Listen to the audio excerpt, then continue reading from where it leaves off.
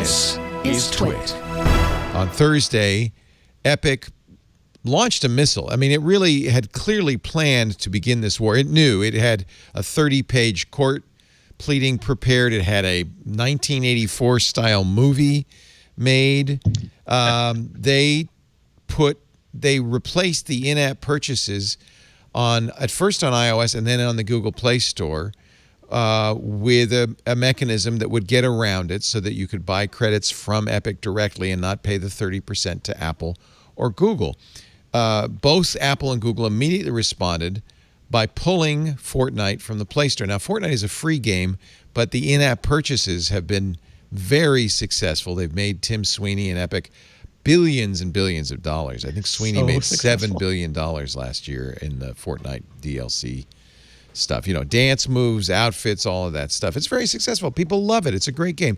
And by the way, it's not exclusive to iOS or Android. It's probably much more played on PC or consoles. In fact, they even pay the 30% to both Sony and Microsoft for in-game app purchases in their stores. So, and they didn't pull it there.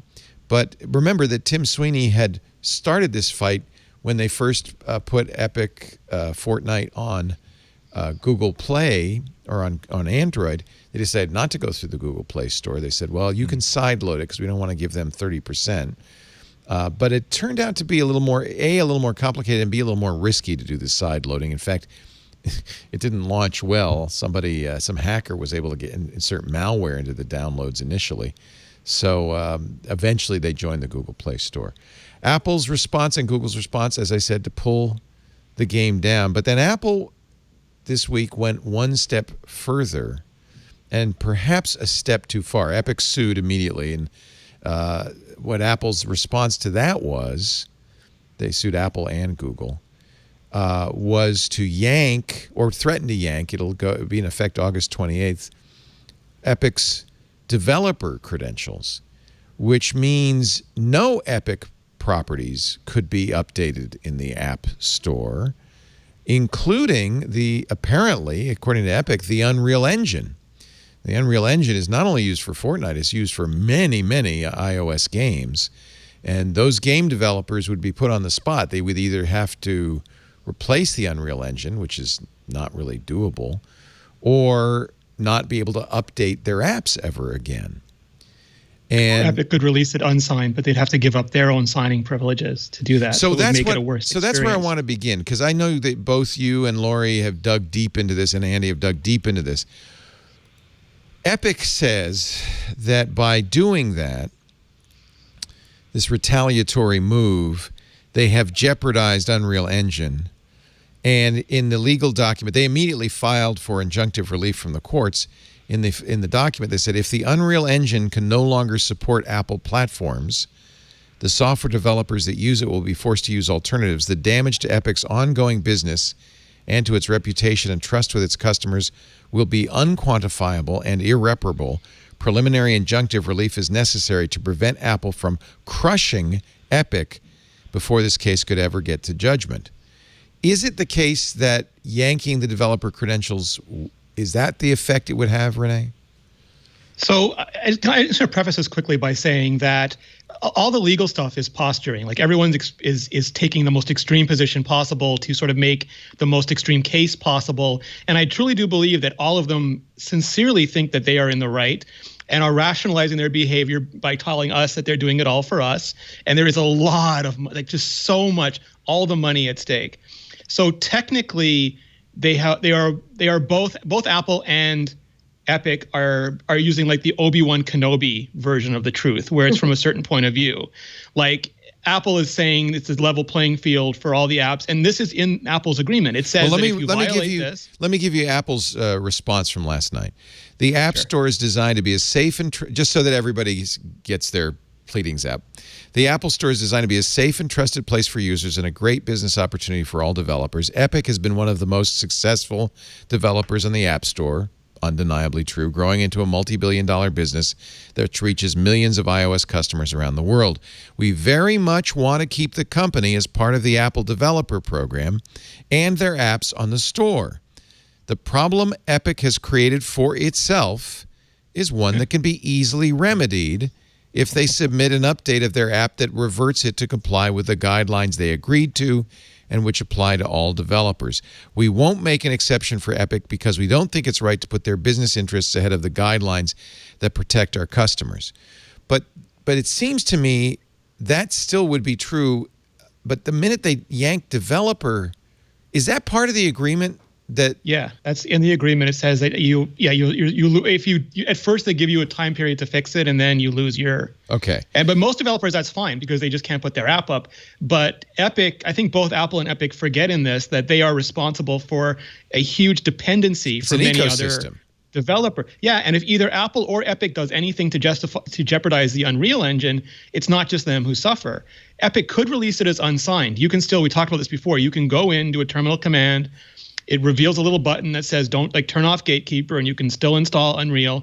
But I believe Unreal lets you sign applications with your certificate inside their app, and they require certification to be able to do that part of it. So it would just make it it's already a really tough, Brianna Rue was tweeting about how tough the procedure is. It's already really tough to spit out a finalized app, and it would just make it that much tougher. And Epic, as we see from their pleading against Google, they hate the idea of sideloading. It's just not, they don't think normal people do it.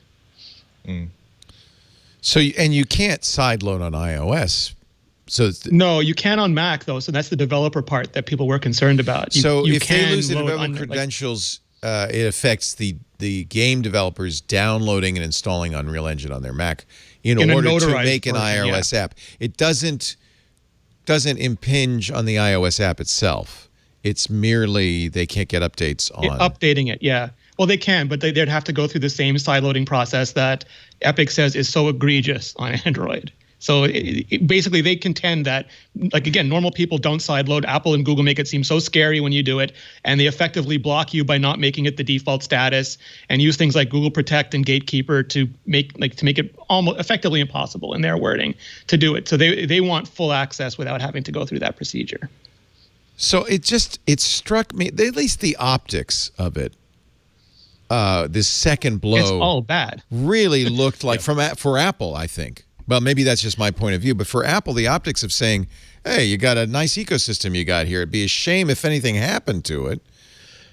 Lory, is this what I mean? How are regular people going to react to this? I think they're going to react like I did. They don't know what the agreement is.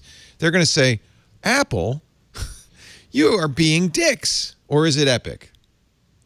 Well, no, they're going to say. Epic Games has really done a good job of marketing this as the tyrannical overlord that is Apple, and to a lesser degree Google, are the ones who are doing everything wrong here. The average person is not going to see this as Apple, trying to adhere to its guidelines. They're not going to see Epic as having done something wrong. It's definitely, and unfortunately, Apple is the one who's looking the worst in this case, even though Google is doing the exact same thing too. See, Google Apple is the one getting the bigger headline. Google's less of a monopoly because you can sideload. Apple prohibits that, says you cannot. And they're not a development platform. Nobody's writing Unreal apps using their Android phone. They're doing it on Windows or they're doing it on Mac. Yeah. Also, they're a lot less stringent about collecting 30% on every transaction that happens within the ecosystem. So not on games though. In games, they're identical to Apple. Right. Right. But their argument at Epic is that this is a universal thing that is just no good and shouldn't be allowed. Although let's also admit that what part of the fun is that Epic didn't just do like a search and replace Google and Apple when they filed the lawsuit against Google. Google's lawsuit specifically calls out but didn't, and every time I want to say this, I want to use like the southern sweaty country lawyer like voice. And you are founded upon the principle that we don't do evil. Well, what have you to say about this now, sir? But part of the lawsuit against Google mentions that, for instance, Epic tried to get a deal with OnePlus, for instance, to put the Epic Game Store preloaded on all of their phones. but was that they had a deal in place, but Google, for instance, Google stepped in and said to OnePlus, we would very much like for you not to do this deal, and the deal was kibosh. So this underscores the fact that this was not for people on Twitter and other social media that are saying, oh well, this is a stupid lawsuit, it can't possibly proceed. That has the idea that that this was something that they did impulsively, as opposed to something they built month by month over a period of a year to make sure that whatever arguments they make. I mean, they have Christine Varney as part of their co-counsel to front those. Explain to me how this makes customers safer. What makes customers safer? This is Apple's response. We're trying to make Apple customers safer. We've proven that it's not like they've handled transactions, and this is part of Epic's complaint. They've handled transactions for Amazon. When you buy non-digital goods, transactions are handled through the vendor, not through Apple, and those are secure. And when you install apps using Gatekeeper, and when you install apps using sideloading on Android, Apple says we won't make an exception for Epic because we don't think it's right to put their business interests ahead of the guidelines that protect our customers. And in fact, they should say we don't think it's right for them to put their business interests ahead of our business interests. That's the truth. Well, no, but and this is why it hurts Apple. This is why it hurts Apple, because they have the right to do this. It's in the agreement. It looks terrible. It looks, because it followed on after the lawsuit. They said, well, in that case, no developer license for you, and we're going to hurt an entire ecosystem of people. And you can't make the argument, despite Apple's statement, that it's protecting customers. It's protecting our bottom line. And I think the optics on this could not be worse.